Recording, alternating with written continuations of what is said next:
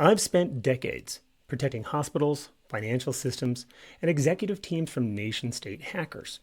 But honestly, the hardest target to protect is my own house.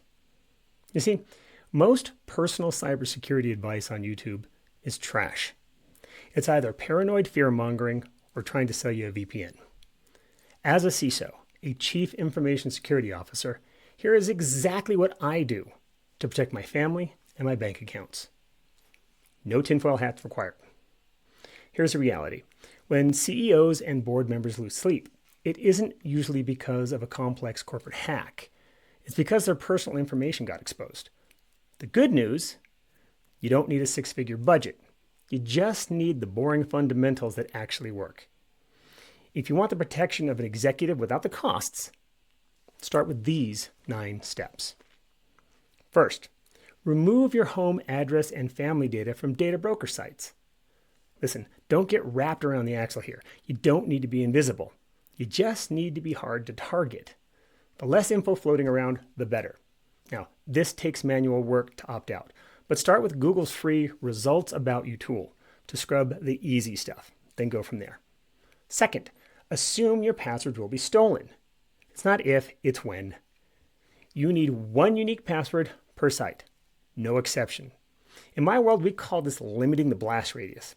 Use a free password manager like Bitwarden or ProtonPass. Here's the uncomfortable truth. If you reuse the same password for Netflix and your bank, you're already compromised.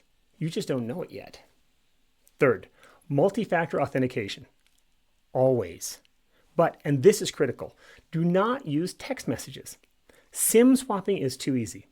Use a free app like Authy or Google Authenticator or Microsoft Authenticator. This single step stops 99% of the attacks I see. Fourth, treat your smart toaster like a spy.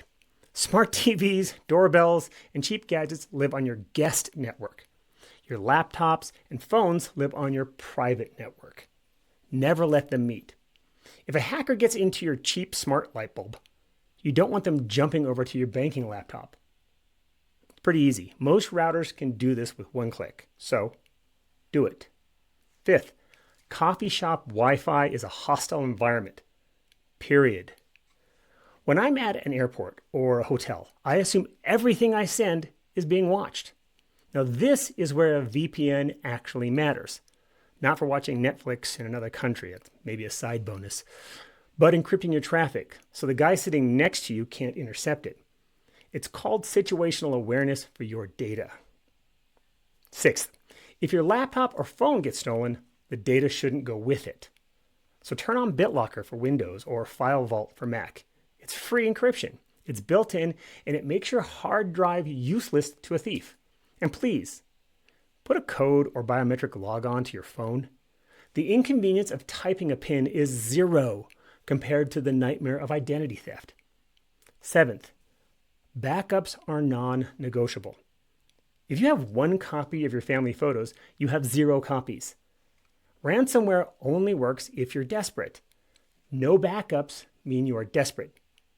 If you have an offline backup on a USB drive sitting in a fireproof box, you have leverage. Better yet, make a second copy to the cloud as well.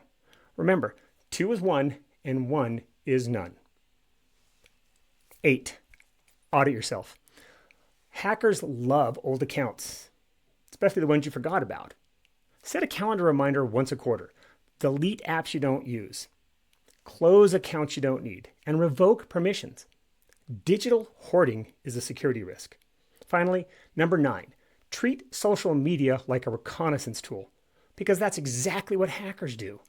Don't post travel plans while you're away. Don't post your kids' school logos. Keep private stuff private. Leaders don't invest in protection out of fear. They do it so they can focus on what matters without looking over their shoulder. You don't need a concierge security firm. You just need intention. This isn't theory. This is exactly how I operate. I'm Jason Elrod. If you want to lead effectively, start by securing your home base. Please, see you in the next one.